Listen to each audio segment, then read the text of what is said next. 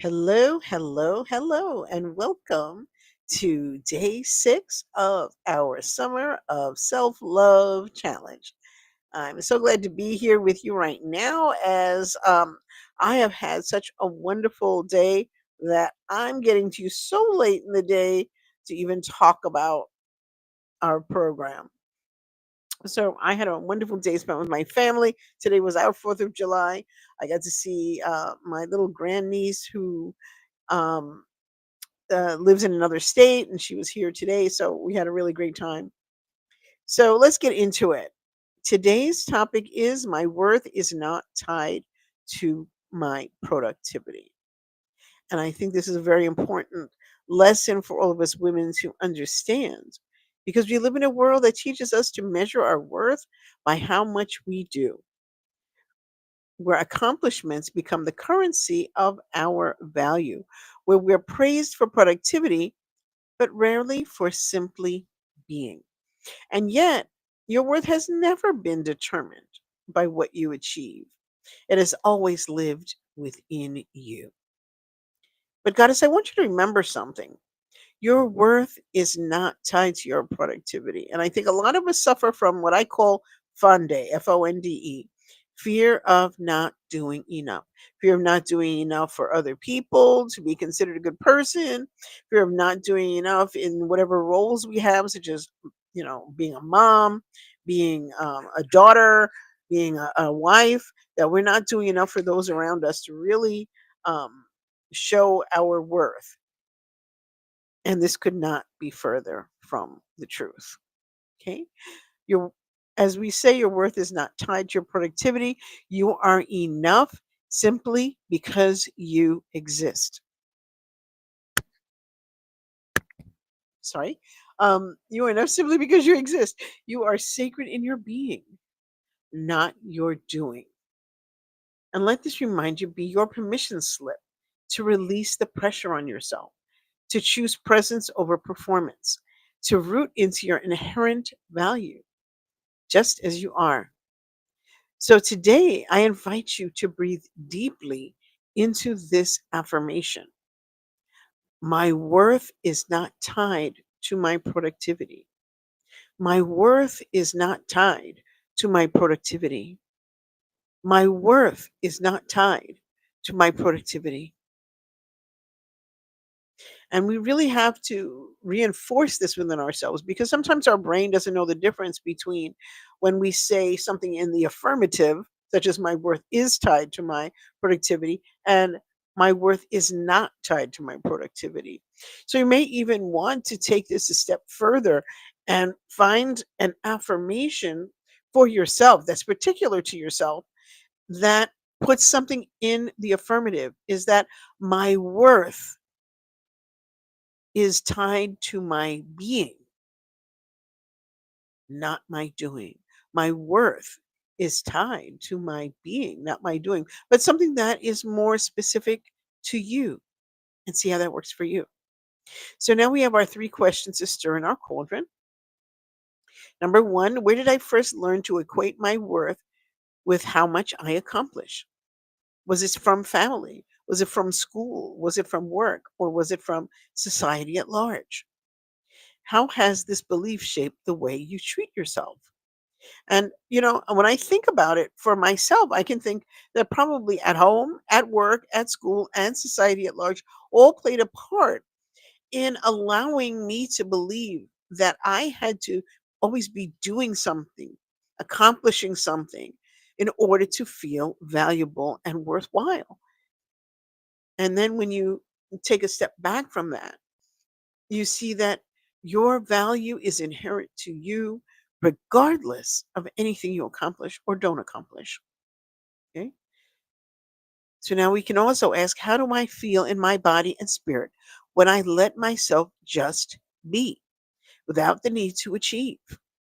Think of a time you rested, played, or simply existed without agenda. What did that feel like?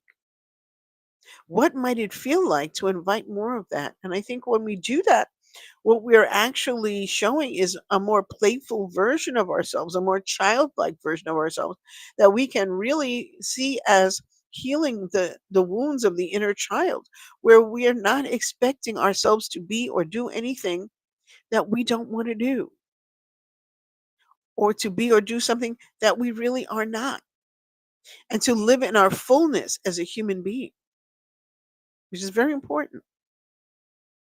Okay. And now our third question is, what is the one way I can honor my worth today without tying it to what I get done? Perhaps it's a slow walk, a moment of stillness, or affirming I am enough just as I am. And so that reminds me, there is a beautiful song, and you can find it. I can't play it on here because, things due to copyright and other stuff. I can't play it, but there's this beautiful song called I Am Enough, Just as I Am. Uh, I can't remember the name of the artist, but that just popped into my head when I was saying that.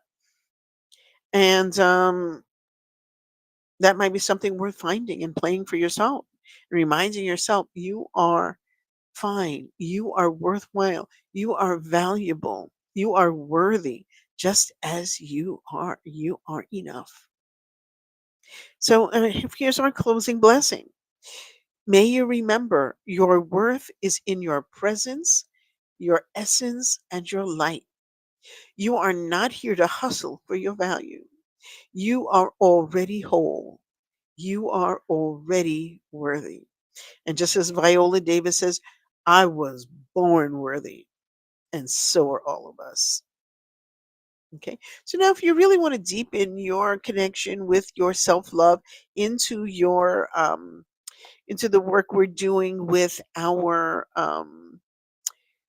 summer of self care, because those two are a corollary, they go hands in hand.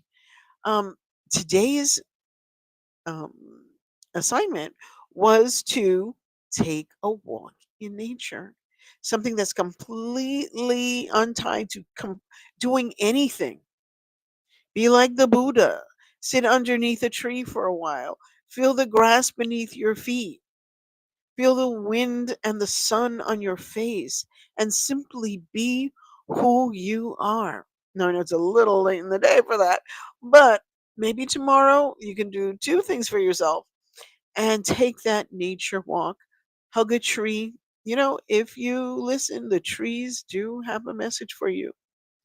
So I'm hoping that you will also download our workbook, and I'm going to put that's what I'm doing right now.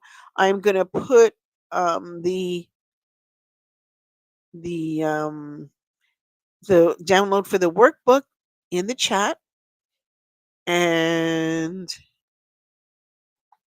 here we go. We're going to show it on the screen right now, so that if you would like to download that workbook, it is free, and it's all about our summer of self-care. That's the corollary to our summer of self-love, and just complete the activities. And there's also, not only is there a list of activities for each day, there is a calendar so you can tick off the things that you did on each day. And you know what? You don't really have to worry about it if you didn't start right at the beginning, right?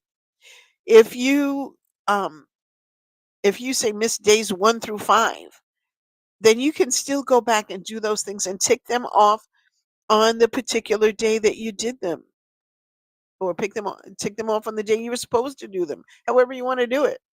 Because as we know, we are dealing in the feminine dimension, which means we are doing things we are called to do, things that are in alignment with what we truly desire, and not feeling shoulda, coulda, woulda, dida, whatever.